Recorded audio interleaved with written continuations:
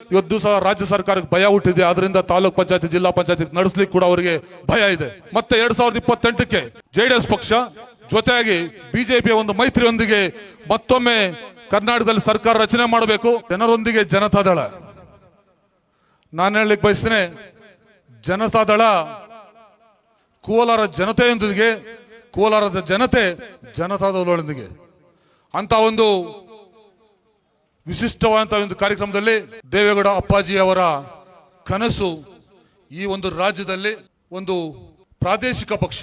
ವಿಶಾಲವಾದ ಹೊಸ Shri Venu TVS showroom Kaular bypass Maruti Nexa car showroom ಪಕ್ಕ ಕಿಯಾ ಶೋರೂಮ್ ಎದುರು ಪ್ರಾರಂಭವಾಗಿದೆ. ಬುಕಿಂಗ್ ಆಫರ್ಸ್ ಮತ್ತು ಸರ್ವಿಸ್ಗಾಗಿ ಕೂಡಲೇ ಸಂಪರ್ಕಿಸಿ 9986833899. ಅಧಿಕಾರಕ್ಕೆ ತರಬೇಕು.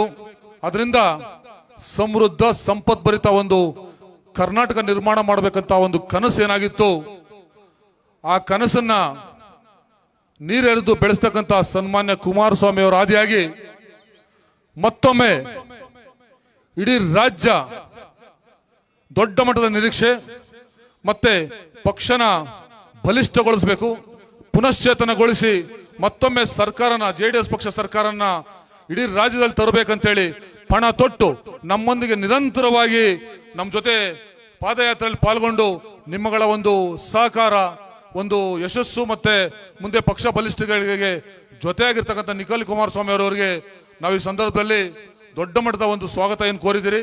ಆ ಸ್ವಾಗತ ಕೋರ್ಲಿಕ್ಕೆ ಬೈಕ್ ರ್ಯಾಲಿಯಿಂದ, ಅಂದ್ರೆ ಈ ಒಂದು ಕೋಲಾರ ವಿಧಾನಸಭಾ ಕ್ಷೇತ್ರದ ಮೂಲೆ ಮೂಲೆಗಳಿಂದ ಬಂದಂತ ಯುವ ಮಿತ್ರರು ತಡಾದ್ರೂ ಕೂಡ ಕಾದಿದ್ದು ಜೊತೆಯಲ್ಲಿ ದೊಡ್ಡ ಮಟ್ಟದ ಒಂದು ಯಾತ್ರೆಯಲ್ಲಿ ಪಾಲ್ಗೊಂಡಂತ ನಮ್ಮೆಲ್ಲ ಯುವ ಮಿತ್ರರಿಗೆ ನಾನು ಮತ್ತೊಮ್ಮೆ ಧನ್ಯವಾದಗಳು, ಅಭಿನಂದನೆ ಸಲ್ಲಿಸಲಿಕ್ಕೆ ಇಷ್ಟಪಡ್ತೀನಿ ಬಂಧುಗಳೇ. ಹಾಗೆ ಈ ಒಂದು ಯಾತ್ರೆ ಕಾಂಗ್ರೆಸ್ನ ದುರಾಡಳಿತ, ಭ್ರಷ್ಟಾಚಾರ, ಕಾನೂನು ಸುವ್ಯವಸ್ಥೆ ಹದಗೆಟ್ಟು ರೈತರು, ಮಹಿಳೆಯರು, ಯುವ ಮಿತ್ರರು ರಕ್ಷಣೆ ಇಲ್ಲದಂತ ಸಂದರ್ಭದಲ್ಲಿ ಇವತ್ತು ದಿವಸ ಜನ ಬೇಸತ್ತು. ಏನು ಒಂದು ಸಮುದಾಯ ಅವರಿಗೆ ದೊಡ್ಡ ಮಟ್ಟದ ಒಂದು ಬೆಂಬಲ ನೀಡಿತ್ತು, ಅದೇ ಸಮುದಾಯ ಕೋಲಾರ ವಿಧಾನಸಭಾ ಕ್ಷೇತ್ರ ಸೇರಿದಂತೆ ಇಡೀ ರಾಜ್ಯದಲ್ಲಿ ಅವರ ವಿರುದ್ಧ ತಿರುಗಿ ಬಿದ್ದಿದ್ದಾರೆ. ನಾವು ತಪ್ಪು ಮಾಡಿದ್ದೀವಿ ಇಂಥ ಒಂದು ಸರ್ಕಾರ ತರಲಿಕ್ಕೆ ಅಂತೇಳಿ. ಅಂತ ಒಂದು ಸರ್ಕಾರ ಇವತ್ತು ದಿವಸ ಭಾಗ್ಯಗಳ ಹೆಸರಲ್ಲಿ ಜನರನ್ನ ಯಾಮಾರಿಸಿ ಅಧಿಕಾರಕ್ಕೆ ಬಂದಂತ ಒಂದು ಸರ್ಕಾರ ಇವತ್ತು ದಿವಸ ಕೈ ಚೆಲ್ಲಿ ಭಾಗ್ಯಗಳನ್ನು ಪೂರೈಸದೆ ಅಭಿವೃದ್ಧಿ ಮಾಡಕ್ಕಾಗದೆ ಅಸಹಾಯಕವಾಗಿ ನಿಂತ ಸಂದರ್ಭದಲ್ಲಿ ಜನರಿಗೆ ಇವತ್ತು ಗಾಯದ ಮೇಲೆ ಬರೆ ಎಳೆದಂತ ಒಂದು ಸಂದರ್ಭ. ಇವೆಲ್ಲದಕ್ಕೂ ಪರಿಹಾರ ಕಂಡುಕೋಬೇಕು. ಒಂದು ರೈತ, ಒಂದು ಸ್ನೇಹಿ, ಒಂದು ಸರ್ಕಾರ ನಿರ್ಮಾಣ ಬೇಕಾಗಬೇಕಂತೇಳಿ ಕಳೆದ 2023ರ ಒಂದು ಅಜೆಂಡಾ ಏನಾಗಿತ್ತು, ನಮ್ಮ ಜೆಡಿಎಸ್ ನ ಅಜೆಂಡಾ ಪಂಚರತ್ನ ಯೋಜನೆಗಳು. ಆ 5 ಯೋಜನೆಗಳು ಸರ್ಕಾರ ಬಂದು ಕುಮಾರಣ್ಣ ಮುಖ್ಯಮಂತ್ರಿ ಆಗಿದ್ರೆ 5 ಯೋಜನೆಗಳೇನಾದ್ರು ಜಾರಿಗೆ ಬಂದಿದೆ ಆದ್ರೆ ಇಡೀ ಸಂಪದ್ಭರಿತ ರಾಷ್ಟ್ರ ಇವತ್ತು ನೆಮ್ಮದಿಯಾಗಿ ಗೌರವದಿಂದ ಬದುಕ್ತಾ ಇತ್ತು. ಆದ್ರೆ ಇವತ್ತು ದಿವಸ ಆ ಭಾಗ್ಯಗಳ ಒಂದು ಬಿಟ್ಟಿ ಭಾಗ್ಯಗಳ ಒಂದು ಇದಕ್ಕೆ ಕೂಳಕ್ಕೆ ಒಂದು ಯಾಮಾರಿ ಇವತ್ತು ದಿವಸ ಸರ್ಕಾರ ರಚನೆ ಆಗಿ ನಮ್ಮ ಬಂದು ಕೇವಲ 2 ವರ್ಷಕ್ಕೆ ನಮ್ಮ ಪರಿಸ್ಥಿತಿ, ಸರ್ಕಾರ ದಿವಾಳಿಯಾಗೋ ಪರಿಸ್ಥಿತಿ ಬಂದಿದೆ.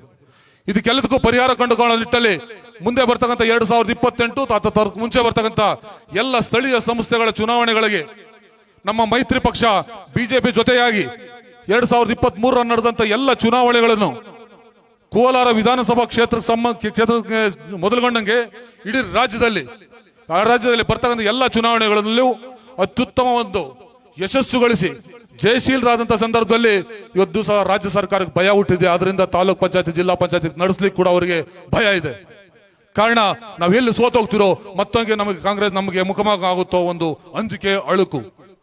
ಇಂಥ ಒಂದು ಪರಿಸ್ಥಿತಿಯಲ್ಲಿ ಮತ್ತೆ 2028ಕ್ಕೆ ಜೆಡಿಎಸ್ ಪಕ್ಷ ಜೊತೆಯಾಗಿ ಬಿಜೆಪಿಯ ಒಂದು ಮೈತ್ರಿಯೊಂದಿಗೆ ಮತ್ತೊಮ್ಮೆ ಕರ್ನಾಟಕದಲ್ಲಿ ಸರ್ಕಾರ ರಚನೆ ಮಾಡಬೇಕು.